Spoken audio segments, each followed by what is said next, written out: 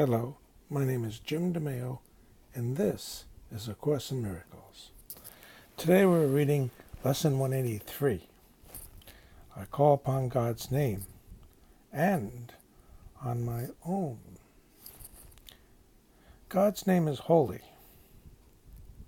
but not holier than yours. See, we're very used to God being holier than us because we're used to separation. We're used to an idea of God that is not at all part of who we are. That, of course, is because we see ourselves as a body and in the physical realm. The metaphysical identity of who we are, being one with, an extension of, clearly makes us both holy. There isn't a comparison because there isn't a separation. To call upon his name is but to call upon your own. A father gives his son his name, and thus identifies the son with him. His brothers share his name, and thus are they united in a bond to which they turn for their identity. Your father's name reminds you who you are, even within a world that does not know, even though you have not remembered it. Yes, the idea of a metaphysical identity seems strange to us, because indeed we have not remembered our metaphysical identity, our true identity. God's name cannot be heard without response, nor said without an echo in the mind that calls you to remember. See, this is not something we're preaching at the rooftops or on the corner. It's something that we're trying to hold within our mind. Another way of putting this is we're trying to remember God in mindfulness. Say his name and you invite the angels to surround the ground on which you stand and sing to you as they spread out their wings to keep you safe and shelter you from every worldly thought that would intrude upon your holiness. A nice description of mental health, don't you think? Repeat God's name and all the world responds by laying down illusions. Every dream the world holds dear suddenly gone by. And where it seemed to stand, you find a star. A miracle of grace. The sick arise, healed of their sickly thoughts. Remember, that's what sickness actually is. Sickly thoughts.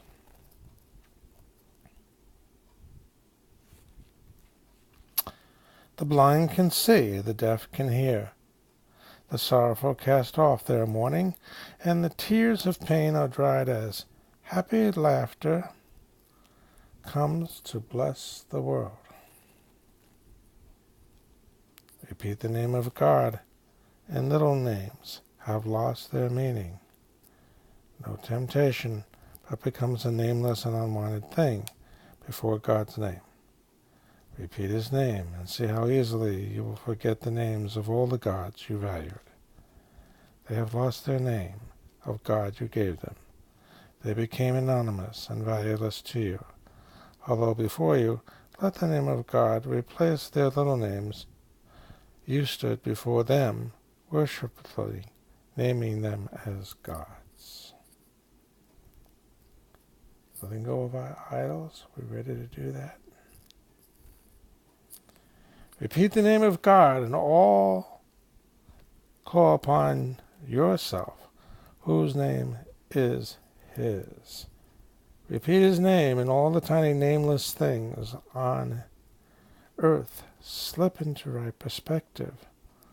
Those who call upon the name of God cannot mistake the nameless for the name, nor sin for grace, nor bodies for the Holy Son of God. And should you join a brother as you sit with him in psalms and repeat God's name along with him, within your quiet mind, you have established there an altar which reaches to God himself and to his Son. So this is maybe why the Jehovah Witnesses are so concerned with us learning to call God Jehovah. In a loving way, they're wanting us to experience God. And so they work hard to get us with the right name. And yet, it's not so much the words, is it? It is the willingness to be one with. And as he tells us over and over again, as we're one with our brothers, so the experience of one with God comes to us. Practice but this today. Repeat God's name slowly again and again and still again. Become oblivious to every name but his. Hear nothing else. Let all your thoughts become anchored on this. No other word we use except at the beginning, when we say today's idea but once. And then God's name becomes our only thought, our only word, the only thing that occupies our minds, the only wish we have, the only sound with any meaning, and the only name of everything that we desire to see, of everything that we would call our own. Such is the magnificence of the reality of what we are, not separated but one with our Creator. Our Creator who extended itself so that we would be in all ways like itself. Thus do we give an invitation which can never be refused, and God will come. That's what we're inviting, the memory of who we are,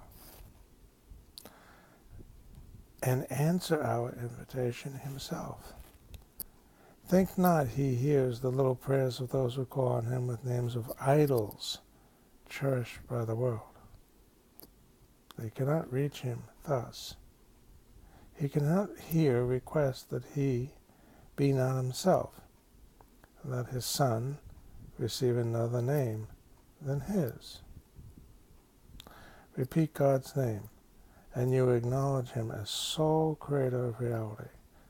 You acknowledge also that his Son is part of him, creating in his name. Please remember, reality is that which is eternal and unchangeable. Sit silently and let his name become the all-encompassing idea that holds your mind completely. Let all thoughts be still, except this one, until all the thoughts respond with this, and see God's name. Replace the 1,000 little names you gave your thoughts, not realizing that there is one name for all there is, and all there will be. Today, you can achieve a state in which you will experience the gift of grace. You can escape all bondage of the world and give the world the same release you found. You can remember what the world forgot and offer it your own remembering. You can accept today the part you play in salvation and your own salvation as well. And both can be accomplished perfectly. Turn to the name of God for your release, and it gives you no prayer, but this is necessary, for it holds them all within it. Words are insignificant, and all requests are needed when God's Son calls on the Father's name. His Father's thoughts become his own. He makes his claim to all his Father gave, is giving still, and will forever give. He calls on him to let all things be thought he made, be nameless now, and in the place, the holy name of God becomes his judgment of their worthiness, of their worthlessness. All little things are silent. Little sounds are silenced now. The little things of earth have disappeared.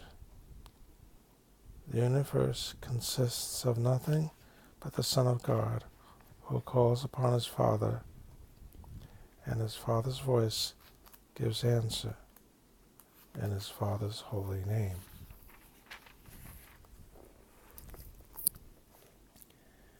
In this eternal, still relationship, in which communication far transcends all words, and yet exceeds in depth and height whatever words could possibly convey, is peace eternal.